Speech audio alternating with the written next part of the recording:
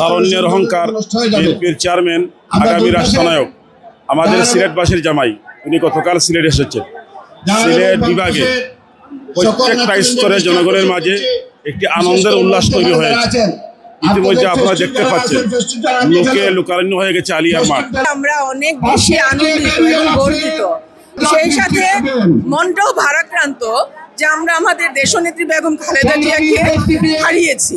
আমরা তারেক রহমানকে, আমাদের চেয়ারম্যানকে ক্ষমতায় দেখতে, নেতৃত্বে দেখতে, দেশের উন্নয়নে তাকে আমরা কাজে লাগাতে চাই।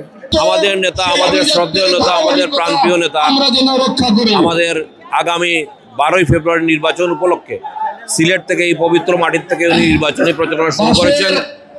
আমরা সিলেটবাসী খুবই আবেগ আপ্লুত।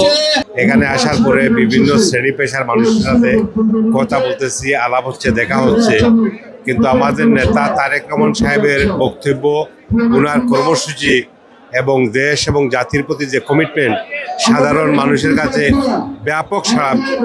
একদম খেটে খাওয়া মানুষ যারা, তারাও মনে করে যে আজকে বাংলাদেশ একমাত্র তারেক রহমানের হাতেই বাংলাদেশ নিরাপদ।